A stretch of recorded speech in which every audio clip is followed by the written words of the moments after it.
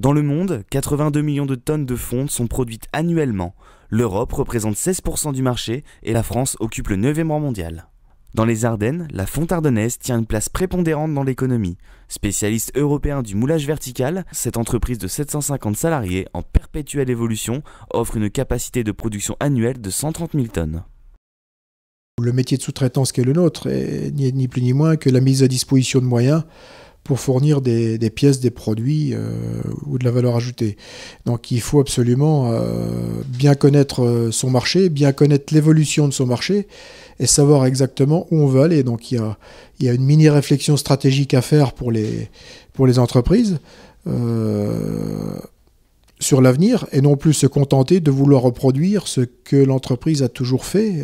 Et même si par le passé, ce qu'elle a fait a pu porter ses fruits, les temps changent et il faut absolument évoluer avec cette évolution des marchés. Donc qu'on soit petite entreprise, moyenne ou grosse, les problématiques sont les mêmes. Notre marché, nous, il est mondial. Notre chiffre d'affaires à l'exportation est autour de 52%. Et aujourd'hui, la clé de la réussite, il est clair qu'elle passe par l'exportation et la mise à disposition de plus en plus de services. Située en Haute-Marne, les fonderies de Saint-Dizier emploient 50 salariés.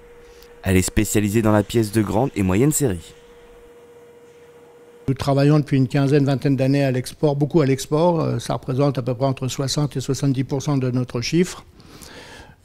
Qui dit export, donc c'est principalement l'Allemagne, l'Italie, la République tchèque, etc. Tous les clients peuvent me joindre très rapidement, il n'y a pas différents niveaux. Je suis joignable, je dirais pas 24 heures sur 24, mais disons que c'est un plus pour les clients de savoir qu'il y a toujours un interlocuteur pour leur répondre. Et au niveau production, nous sommes très flexibles, c'est-à-dire qu'un client a un besoin urgent, je peux faire changer le programme de fabrication du jour au lendemain pour que le client ait un camion complet dans les 2 jours ou 3 jours maximum. Nous avons investi régulièrement et massivement ces dernières années pour justement être compétitifs par rapport à d'autres pays qui arrivent, qui sont arrivés déjà depuis quelques années et qui sont eux aussi compétitifs. L'avenir de la fonderie, ça, je pense que c'est clair qu'il va y avoir des réductions encore, je pense, au niveau usine, voire personnel.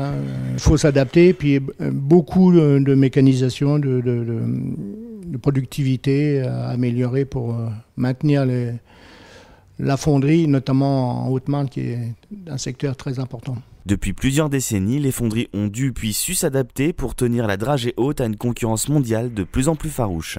Grâce aux évolutions technologiques, de lourds investissements et une grande adaptabilité, ce secteur reste un des piliers de l'industrie française.